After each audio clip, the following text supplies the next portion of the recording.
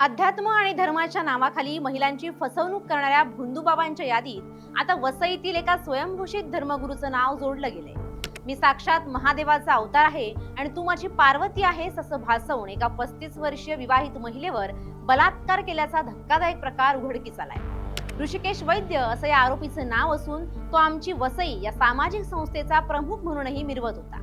या प्रकरणी वसईच्या माणिकपूर पोलीस ठाण्यात गुन्हा दाखल करण्यात आला असून घटनेचं गांभीर्य लक्षात घेता हे प्रकरण पुढील तपासासाठी पुण्यातील हडपसर पोलिसांकडे वर्ग करण्यात आले.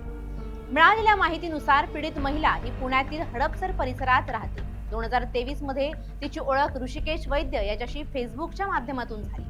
ऋषिकेशनं सुरुवातीला स्वतःला एक मोठा आध्यात्मिक गुरु आणि समाजसेवक म्हणून सादर केलं. पीडित महिला धार्मिक वृत्तीची असल्याचं लक्षात येताच त्यानं तिचा विश्वास संपादन करण्यास सुरुवात केली. तुझ्या आयुष्यात काही दोष आहेत आणि ते अध्यात्माच्या माध्यमातूनच दूर होऊ शकतात असं सांगून त्याने तिला आपल्या जाळ्यात ओढलं. डिसेंबर 2023 मध्ये ऋषिकेश वैद्य हा पीडितेला भेटण्यासाठी पुण्यात गेला. तिथे त्याने तिला विश्वासात घेऊन सांगितलं की मी सामान्य माणूस नसून साक्षात महादेवाचा अवतार आहे. पूर्वजन्माच्या नात्यानुसार तू माझी पार्वती आहेस. या आध्यात्मिक भूलपाथांना बळी पडून पीडितेनं त्याच्यावर विश्वास ठेवला. त्यानंतर त्याने तिला पुण्यातील मांजरी परिसरातील एका लॉजवर नेलं. तिथे तिला गुंडीकारक पदार्थ देऊन तिच्यावर अत्याचार केला. केवळ अत्याचार करून ऋषिकेश थांबला नाही तर त्याने पीडितेच्या नकळत तिचे अश्लील फोटो आणि व्हिडिओ चित्रित केले. शुद्धीवर आल्यानंतर पीडितेला धक्का बसला. मात्र ऋषिकेशनं या फोटोंच्या आधारे तिला धमकावण्यास सुरुवात केली. जर तू कोणाला काही सांगितलंस तर हे फोटो सोशल मीडियावर व्हायरल करेन आणि तुझ्या कुटुंबाची बदनामी करेन अशी धमकी त्याने दिली. या दहशतीखाली पीडिता अनेक महिने गप्प राहिली.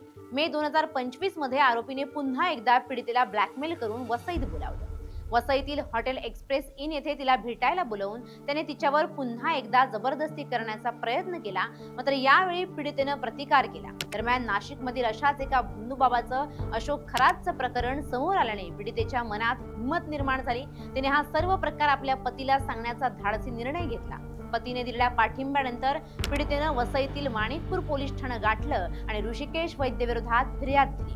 माणिकपूर पोलिसांनी तातडीनं गुन्हा दाखल केला. मात्र अत्याचाराची पहिली घटना पुण्यातील मांजरी येथे हडपसर पोलीस ठाण्याच्या हद्दीत घडली असल्यानं तांत्रिक कारणास्तव हे प्रकरण हडपसर पोलिसांकडे वर्ग करण्यात आले.